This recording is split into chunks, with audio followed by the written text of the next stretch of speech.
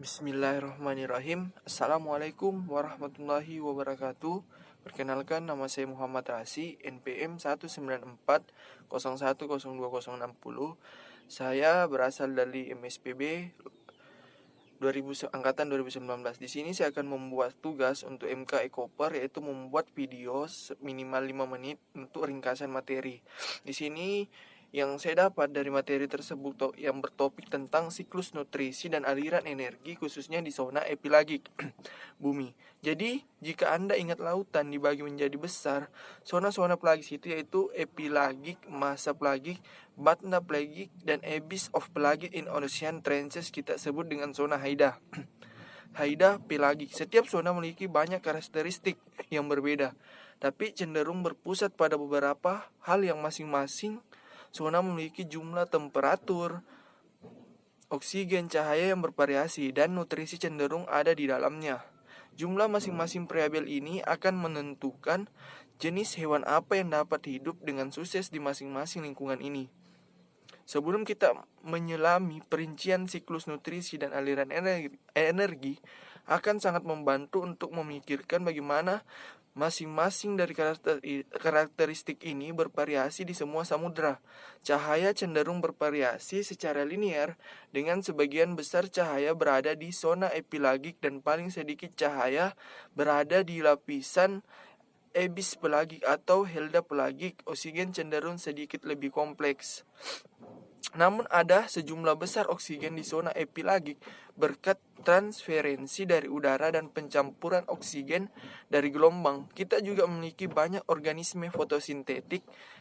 Kita hidup di sini seperti fitoplankton di zona bawah, namun kita tidak memiliki persilangan dari udara ke dalam air, dan kita juga tidak memiliki organisme fotosintetik karena tidak ada cukup cahaya untuk lebih banyak. Juga terdapat sejumlah besar dekomposisi yang terjadi di sini adalah bakteri menggunakan banyak oksigen yang tersedia, namun kita bisa mendapatkan oksigen yang tercampur di tingkat yang lebih rendah berkat suhu sirkulasi. Terhalin juga memiliki profil yang menarik begitu kita keluar dari zona epilagik. Kemudian selanjutnya, air cenderung menjadi sangat dingin.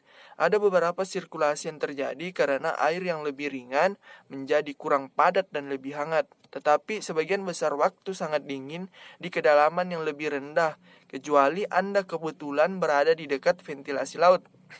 Ikuti profil cahaya, terdapat banyak nutrisi di zona epilagik, tetapi semakin dalam Anda pergi, semakin sedikit nutrisi yang cenderung tersedia lagi. Pengecualian untuk ini adalah ketika Anda berada di dekat lubang laut yang akan dibicarakan nanti pada istilah ini. Ventilasi laut untuk membuka nutrisi baru di dalam bumi seperti yang Anda lihat akan menantang hidup di zona pelagis, abyss pelagik atau hadal karena kurangnya cahaya, suhu rendah, oksigen, dan kurangnya nutrisi. Organisme yang bisa hidup di sini harus memiliki adaptasi yang spesifik yang memungkinkan mereka bertahan hidup di ekosistem lingkungan. Cenderung mempengaruhi organisme yang juga cenderung mempengaruhi lingkungan pada gilirannya. Dua cara yang terjadi adalah melalui aliran energi dan siklus nutrisi. Interaksi ini termasuk faktor hidup dan mati, misalnya hutan, kelompok juga rumah bagi berbagai jenis organisme. Ikan dapat memakan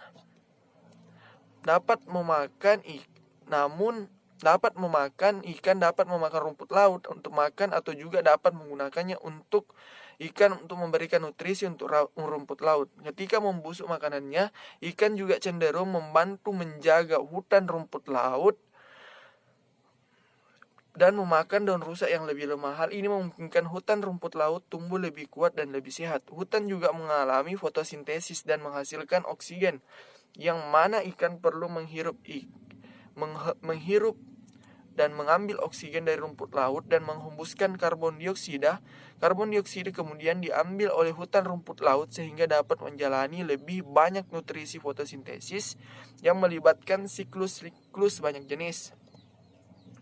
Kemudian organisme yang termasuk produsen, konsumen, dan produsen pengurai cenderung membuat makanan mereka sendiri yang bersifat bahwa mereka fotosintesis. Kita juga dapat menyebut produsen autotrof.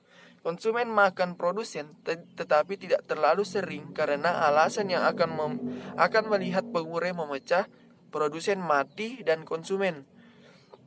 Berikut contoh makanan laut stereotip dimulai dengan fitoplankton dan zooplankton, kemudian ikan kecil dan kemudian ikan besar.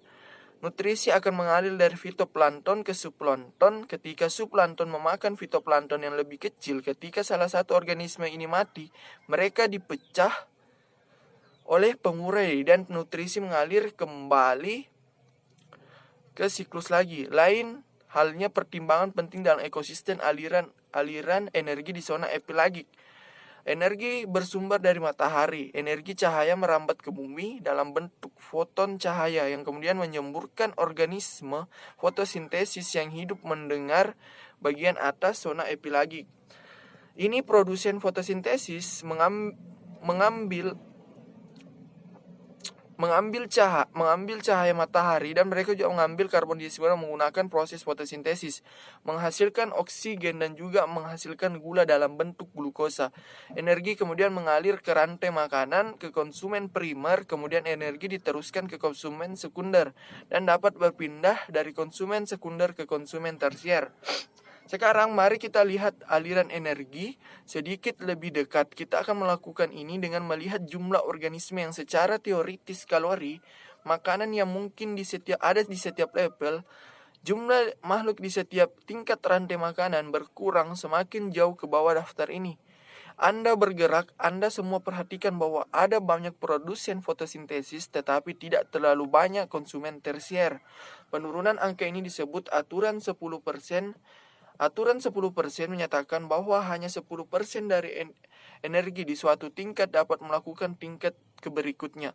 Mari kita ambil contoh 1 juta fitoplankton fotosintesis sebagai contoh zooplankton memangsa fitoplankton.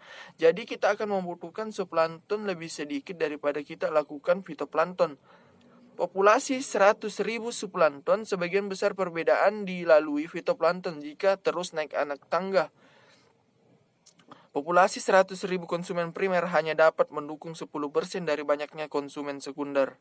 Sekali lagi, banyak energi yang hilang sebagai panas dan juga dalam proses mencari jodoh dan mencari rantai makanan. Jika terus turun ke rantai makanan, kita akan melihat bahwa populasi ini hanya dapat mendukung 1.000 konsumen tersier meskipun kita sudah mulai dengan jumlah penghasil fotosintetik yang sangat besar, dan pada saat kita mencapai konsumen tersier maka sangat sedikit energi yang tersisa.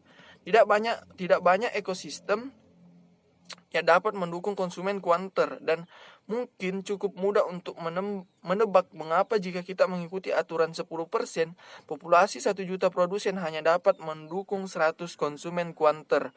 Dan jika kondisinya ideal, ketika kita melihat bahwa jika kondisinya ideal, ya kita melihat strukturnya, tidak sulit untuk memahami mengapa populasi hiu dan tuna cenderung jauh lebih kecil daripada populasi zooplankton ataupun fitoplankton, dan juga mengapa penangkapan ikan berlebihan sangat berbahaya bagi populasi ini. Sebenarnya tidak banyak dari mereka yang memulai lebih lanjut.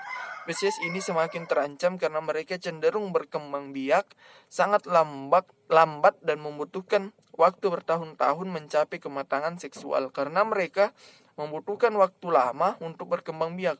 Populasi tumbuh lebih lambat dari biasanya. Sayangnya sangat sulit untuk meyakinkan orang bahwa mereka harus membuat sushi dari produsen fotosintesis dan zooplankton dari tuna.